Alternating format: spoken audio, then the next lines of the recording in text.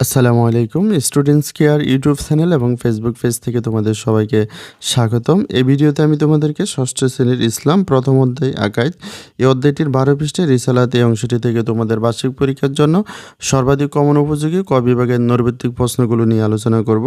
তোমাদের বার্ষিক পরীক্ষায় ক বিভাগের যে নৈর্ব্যক্তিক প্রশ্নগুলো রয়েছে তার পূর্ণমান হবে ২৫।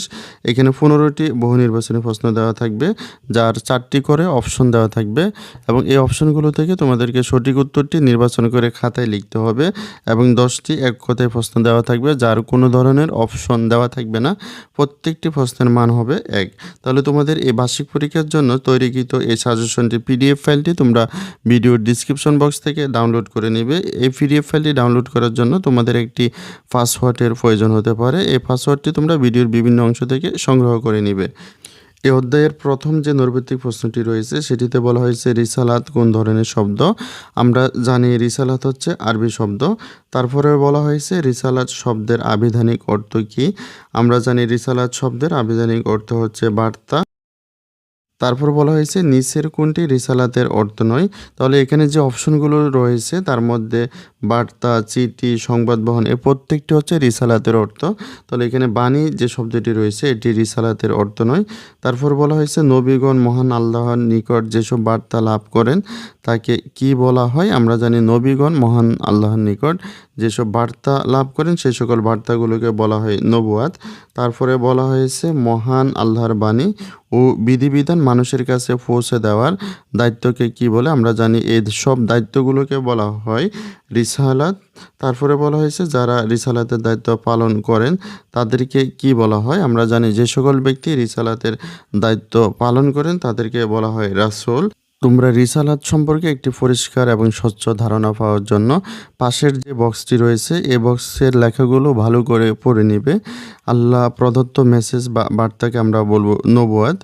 বার্তা পৌঁছে দেওয়ার এই দায়িত্বগুলোকে আমরা বলবো রিসালাত।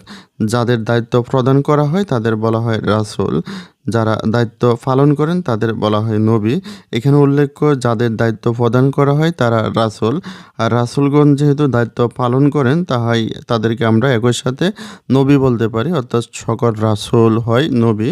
এখানে তোমরা মনে রাখবে সকল রাসূল নবী, কিন্তু সকল নবী রাসূল নয়, কারণ যাদের দায়িত্ব প্রদান করা হয় তারা রাসূল। আর রাসূলগণ দায়িত্ব পালন করার কারণে তারা একই সাথে নবী। কিন্তু অনেক আল্লাহ মনোনীত ব্যক্তি রয়েছেন যাদের উপর কোনো কিতাব নাজিল হয়নি, তারপরেও পূর্ববর্তী রাসূলদের শরীয়ত প্রচার করার কারণে তাদেরকে নবী বলা হবে, কিন্তু রাসূল বলা যাবে না, কারণ তাদের উপর কোনো ধরনের কিতাব নাজিল হয়নি। এখন আমরা এরপরের প্রশ্নটিতে দেখব। এরপরের প্রশ্নটিতে বলা হয়েছে কোনটি রিসালাতের পরিভাষা। আমরা জানি রিসালাতের পরিভাষা হচ্ছে নবুয়াত। তারপরে বলা হয়েছে যিনি নবুয়াতের দায়িত্ব পালন করেন তাকে কি বলা হয়। যিনি নবুয়াতের দায়িত্ব পালন করেন তাদেরকে বলা হয় নবী।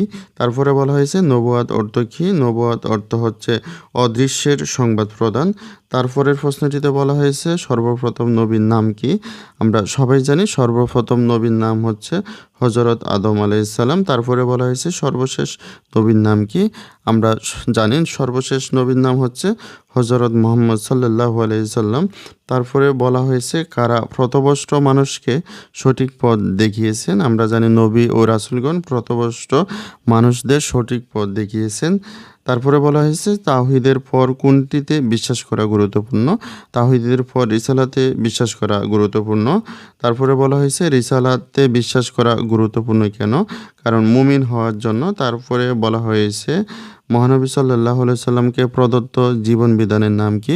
আমরা জানি মহানবী সাল্লাল্লাহু আলাইহি সাল্লামকে প্রদত্ত জীবন বিধানের নাম হচ্ছে ইসলাম। তারপরে বলা হয়েছে মহান আল্লাহ কিসের মাধ্যমে ইসলামের পূর্ণতা দিয়েছেন। আমরা জানি মহান আল্লাহ হযরত মুহাম্মদ সাল্লাল্লাহু আলাইহি সাল্লামকে প্রেরণের মাধ্যমে ইসলামের পূর্ণতা দান করেছেন। তারপরে বলা হয়েছে মুহাম্মদ সাল্লাল্লাহু আলাইহি সাল্লামের উপর অবতীর্ণ আসমানি কিতাবের নাম কি। আমরা জানি মুহাম্মদ সাল্লাল্লাহু আলাইহি সাল্লামের উপর অবতীর্ণ আসমানি কিতাবের নাম হচ্ছে আল কোরআন।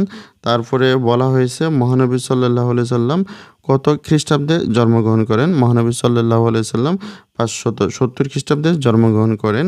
তারপরে বলা হয়েছে মহানবী সাল্লাল্লাহু আলাইহি সাল্লাম কত খ্রিস্টাব্দে নবুয়ত লাভ করেন। আমরা জানি মহানবী সাল্লাল্লাহু আলাইহি সাল্লাম 40 বছর বয়সে নবুয়ত লাভ করেন। তিনি যেহেতু 570 খ্রিস্টাব্দে জন্মগ্রহণ করেন এবং 40 বছর বয়সে নবুয়ত লাভ করেন, তাহলে তিনি নবুয়ত লাভ করবেন 610 খ্রিস্টাব্দে। তাহলে এখানে সঠিক উত্তরটি হবে 610 খ্রিস্টাব্দ। তারপর বলা হয়েছে মহানবী সাল্লাল্লাহু আলাইহি সাল্লাম কত বছর বয়সে নবুয়ত লাভ করেন। আমরা জানি মহানবী সাল্লাল্লাহু আলাইহি সাল্লাম 40 বছর বয়সে নবুয়ত লাভ করেন। এখন আমরা তোমাদের বার্ষিক পরীক্ষার জন্য সর্বাধিক কমন উপযোগী এক কথায় প্রশ্নগুলো নিয়ে আলোচনা করব। এখানে প্রথম প্রশ্নটিতে বলা হয়েছে রিসালাত শব্দের আবিধানিক অর্থ কী। আমরা জানি রিসালাত শব্দের আবিধানিক অর্থ হচ্ছে বার্তার চিঠি বা সংবাদ বহন। তারপরে বলা হয়েছে মহান আল্লাহ কর্তৃক রাসূলগণকে যেসব দায়িত্ব ও কর্তব্য প্রদান করা হয় তার নাম কি। মহান আল্লাহ কর্তৃক রাসূলগণকে যেসব দায়িত্ব কর্তব্য প্রদান করা হয় তাকে বলা হয় রিসালাত। যাকে রিসালাতের দায়িত্ব প্রদান করা হয় তাকে কি বলে, তাদের বলা হয় রাসূল। নবুয়াত শব্দের অর্থ কী। নবুয়াত শব্দের অর্থ হচ্ছে অদৃশ্যের সংবাদ প্রদান। তারপরে বলা হয়েছে নবীগণ যে দায়িত্ব লাভ করেন তাকে কি বলে। আমরা জানি নবীগণ যে সকল দায়িত্ব লাভ করেন তাকে বলা হয় নবুয়াত। তারপরের প্রশ্নটিতে বলা হয়েছে আল্লাহ তাআলা যাদের উপর আসমানি কিতাব নাজিল করেছেন কিংবা নতুন শরীয়ত প্রদান করেছেন তাদের কি বলা হয়। আল্লাহ তাআলা যাদের উপর আসমানি কিতাব নাজিল করেছেন কিংবা নতুন শরীয়ত প্রদান করেছেন তাদের আমরা বলি রাসূল। তারপরে বলা হয়েছে আল্লাহ তাআলা যাদের উপর কোনো ধরনের কিতাব নাজিল করেননি কিন্তু মৌখিক নির্দেশনা প্রদান করেন তাদের কি বলা হয়, তাদের নবী বলা হয়। তারপরের প্রশ্নটিতে বলা হয়েছে হযরত মুহাম্মদ সাল্লাল্লাহু আলাইহি সাল্লাম কত খ্রিস্টাব্দে জন্মগ্রহণ করেন। হযরত মুহাম্মদ সাল্লাল্লাহু আলাইহি সাল্লাম 570 খ্রিস্টাব্দে জন্মগ্রহণ করেন। তারপরে বলা হয়েছে হযরত মুহাম্মদ সাল্লাল্লাহু আলাইহি সাল্লাম কত খ্রিস্টাব্দে নবুয়ত লাভ করেন। আমরা ইতিমধ্যে জেনেছি তিনি 610 খ্রিস্টাব্দে নবুয়ত লাভ করেন। সর্বশেষ প্রশ্নটি হচ্ছে হযরত মুহাম্মদ সাল্লাল্লাহু আলাইহি সাল্লাম কত বছর বয়সে নবুয়ত লাভ করেন। আমরা জানি হযরত মুহাম্মদ সাল্লাল্লাহু আলাইহি সাল্লাম 40 বছর বয়সে নবুয়ত লাভ করেন। তাহলে ভিডিওটি এই পর্যন্ত। পরবর্তী ভিডিওতে আমি তোমাদেরকে এই অধ্যায়ের পরবর্তী অংশটি নিয়ে আলোচনা করব।